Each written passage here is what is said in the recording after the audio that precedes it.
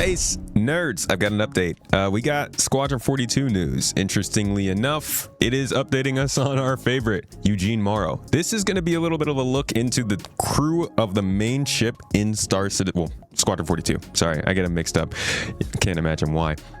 And I want to go a little bit deeper into the history of this, how they've been building this crew, the kind of stuff they've been focusing on, and there are a lot of them. This is actually a really big part of the Squadron 42 game. It's not just about the combat. There's a pretty big social back current to the whole thing, but we'll get into that. Let me start off by saying what they have this update about. Like, what's going on here? What is this? Faces from the front. I'm guessing that's these people's faces. Protecting humanity takes more than weapons. It also takes willing souls. A powerhouse of military prowess. The UES Stanton, that's where we fly around in Squadron 42, defends the Empire while currently deployed with the 5th Fleet 87th Battle Group. Naval vessels depend on crews that can cut the mustard. I'm not a big fan. But who's firing its guns, maintaining its engines, and coordinating its efforts? Get to know the brave souls aboard as they return from a well-earned shore leave in the Goss system. Okay, real quick, because the Goss system's pretty cute. This is a nice place. Like, if I was going to go on shore leave, I would want to go here. Look at this paradise, bro. This is the nicest place I've seen in the Star Citizen universe. So this is where I'd want to chill. This picture is even used like spaceships next to beaches. You ever seen it? Not in real life, obviously. This picture is actually what they use for their architectural style when they talk about like the most advanced architectural styles. Super modernism, they call it. Check this out. Hold on. Wait, I know this is here somewhere. Here we go. Check this out. Super modernism style uses the Goss system concept art. Sorry, it's a rabbit hole. It's just a cool place. Let's get back to it. So first we got Eugene Morrow, the chief engineer on the ship. This guy comes up all the time when we're looking at Squadron 42 stuff. It was their favorite thing to show off back in the day when they were first getting some tours on. This is October of 2015. 11 years ago, they were showing I want to say kind of a bit of an awkward Morrow.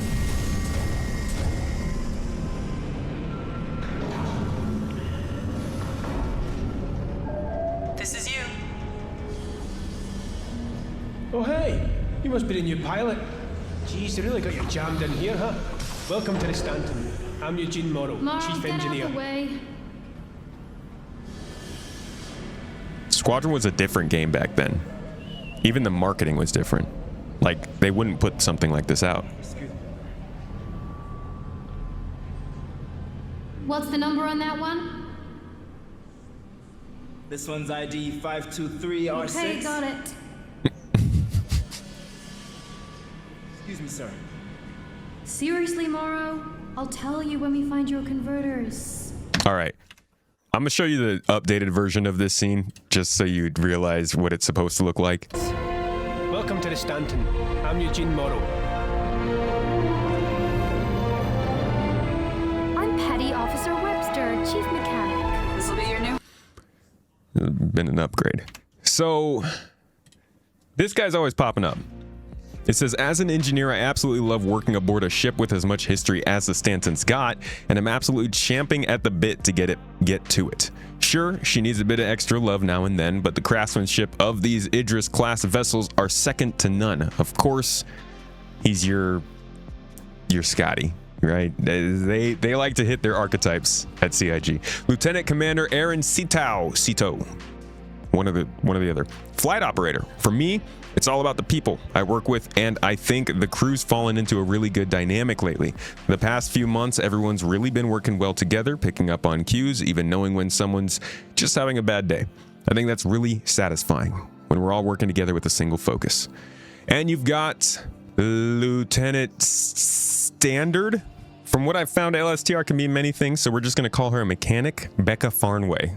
She said, I'll admit that it's always a bit sad when shore leave's over, but it'll definitely be good to get back into it. They like to go into it, especially since we're getting a new pilot soon. As a mechanic, I always think it's fun learning how a particular pilot likes to fly and what that means for how we take care of their ship, you know?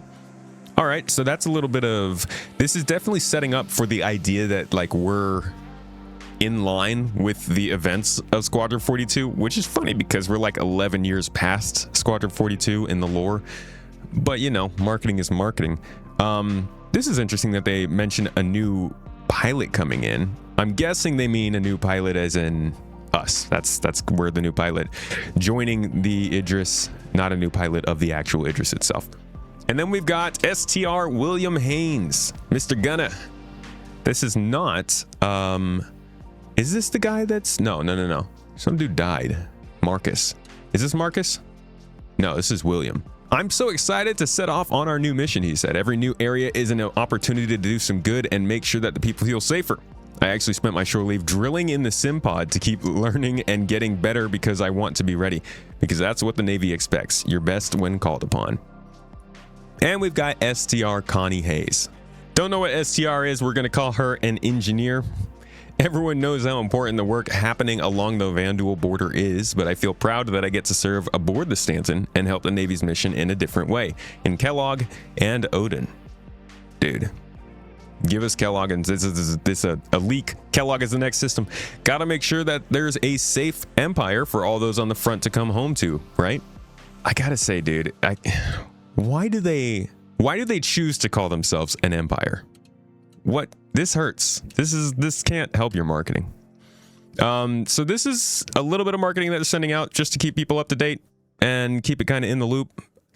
Squadron 42, the idea of a crew is a really big thing for them. Listen to this. This kind of lays it out for you. Personality. So the goal of the Idris was always to create a ship for people. And we want you to walk around the ship and see these people going about their lives, doing whatever their role is, and generally just doing what it is that they want or have to do. So in doing that, we have every character on the ship has their own name, their own rank, their own role on the ship, and that's spread among all of the different disciplines. So we have lots of bridge crew, engineers, gunners, deck crew, even janitors and medical personnel, and they're all spread out quite well considered, given wherever that role might be. And then we have to spread that out across different shifts as well.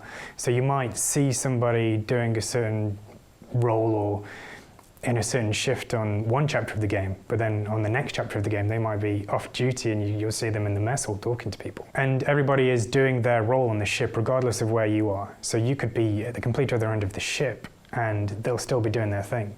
It's not like they despawn as soon as you've turned the corner. The day-to-day of a...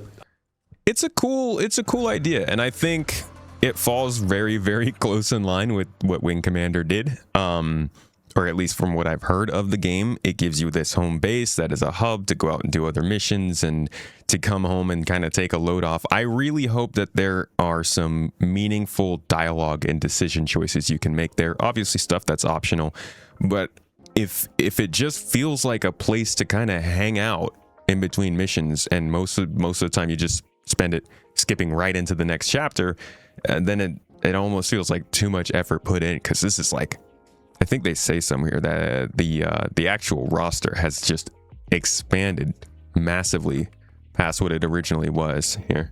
As we were testing out the Idris and the crew and filling it up, 30 and 50 people just wasn't enough. We were walking the passageways and it just felt too empty. We didn't feel like we were getting that sense of vibrance that we wanted in life. So we added more and more people until it felt right. And now the Idris is at about 81 people, including the player.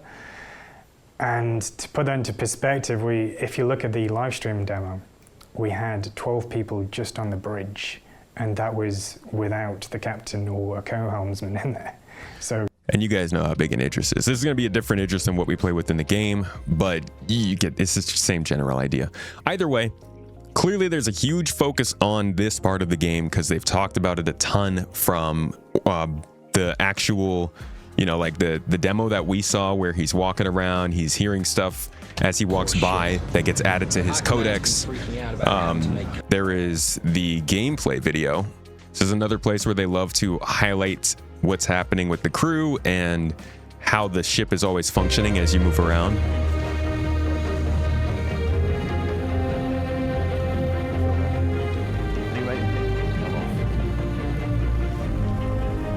For example, we're launching off a space carrier, but we still ground the feel in real-world actions, refueling, repairing, and inspecting, and making sure that your next flight mission is a success. This means we're looking out for pops, hiccups, or awkward transitions, and ensuring that everything flows and looks like all the great mocap performances we've captured.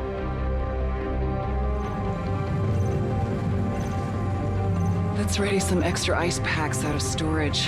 Whenever gunners are on full rotation, you can always count on at least one of them getting hurt. We also have you covered in everyday life. The medical staff work diligently for their patients, whether they're players or crew. So obviously a pretty big pillar of the game, and we'll see how it turns out. I think it bodes well. It's nice to have this kind of atmosphere around a game, especially that's a military game. You need of somewhat feeling of civilian life. Either way, hope you enjoyed this little short, deep, shallow dive into Squadron 42's crew. See you in the next one.